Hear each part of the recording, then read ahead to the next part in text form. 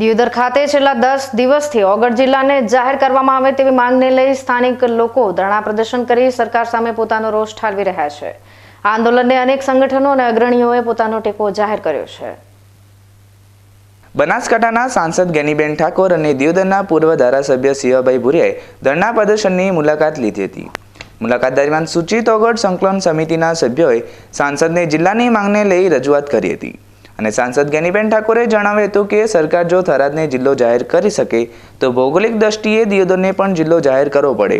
ગુજરાતમાં એવા પણ ઘણા જિલ્લા છે જે 4-5 તાલુકાને જોડતો જિલ્લો હોય। સાંસદ ગેનીબેન ઠાકોરે દિયોદર નગરજનોને ખાતરી આપી હતી કે તમારી રજૂઆત સરકાર સમક્ષ રજૂ કરીશું। આમ તો ઓગળ જિલ્લાની જે માગણી આપણા દિયોદર વિસ્તારના તમામ લોકોની છે એ વ્યાજબી છે અને અગાઉ પણ સરકારે ઘણી વખત સર્વે કરાવી અને ઘણી વખત ભાજપના જે શાસન બેઠેલા માણસોના મોઢે પણ અમે એવું મેં વાપર્યું હતું ભાઈ અમારે ઓગળ જિલ્લો બનાવવો એવી અમે અંતરમાં છે અને લુદરાના સરડામાં અમે જિલ્લા પંચાયત કલેક્ટર ઓફિસ બધું બનાવશે આવી ઘણી વખત ચર્ચા મારી જોડી પણ થયેલી હતી। પણ કંઈક દિયોદરનું ભાજપનું રાજકારણ મોડું પડ્યું કોઈક થરાદમાં થરકલાને લડવાનું છું એટલે હવે એકને બદલે બે થયા એટલે એને કારણે આપણાને અહીંયા છો છે।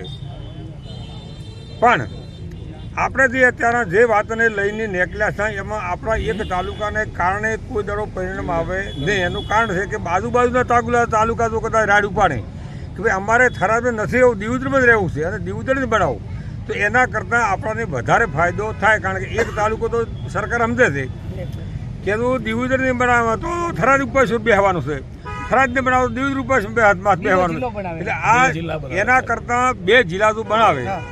ધારો કે તો આપણે રા તાલુકો બનાવવાની તળાવ તાલુકો બનાવવાની ત્યારે હાલ વાતું ચાલે છે કદાચ એ બે તાલુકા થાય કોઈને મોટો તાલુકો છે કદાચ બે ભાગ પડે બે તાલુકા થાય તો 4-5 તાલુકા ભીલડી પણ તાલુકો થઈ છે એવી પોઝિશન છે।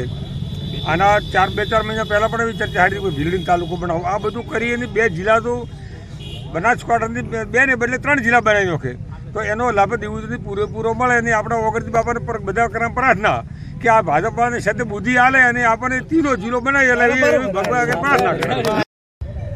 સમગ્ર ગુજરાતમાં બનાસકાંઠા જિલ્લો ભૌગોલિક દ્રષ્ટિએ ગુજરાતનો સૌથી મોટો જિલ્લો હતો એટલે વારંવાર રજૂઆતો થતી હતી કે જિલ્લાનું વિભાજન કરીને નવો જિલ્લો બનાવવામાં આવે। એમાં દિયોદરની માગણી હતી, રાધનપુરની હતી, થરાદની હતી, અલગ અલગ રીતે માગણી હતી। પણ આજે જ્યારે એક બનાસકાંઠાના સાંસદ સભ્ય તરીકે અહીંના વેપારી એસોસિએશન હોય અને નવો જિલ્લો જે ઓગળની માગણી હતી એમની એ ઓગળ જિલ્લા સમિતિ એ સાથે મળીને મને જે એમને આવેદનપત્ર આપ્યું છે હું આ આવેદનપત્ર એ સરકાર સુધી પહોંચાડીશ।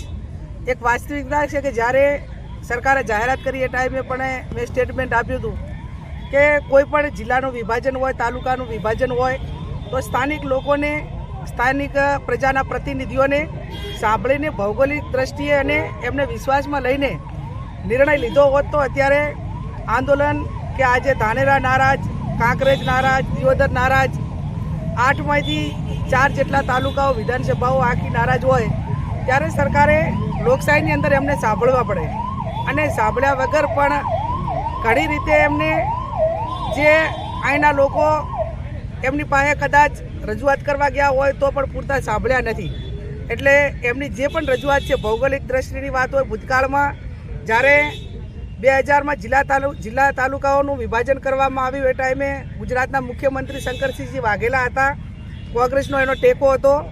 દિયોદરમાંથી બાબર તાલુકો અલગ બનાવવાનો હતો એ ટાઈમે હું તાલુકા પંચાયતની પ્રમુખ હતી અને તાલુકા પંચાયતના પ્રમુખમાંથી મારે બાબર તાલુકો અલગ બનતા એ પદેથી મારે રાજીનામું આપવું પડ્યું હતું અથવા તો ગેરલાયક સભ્યોની વેચાણના કારણે હું પ્રમુખમાં નથી રહી શકી।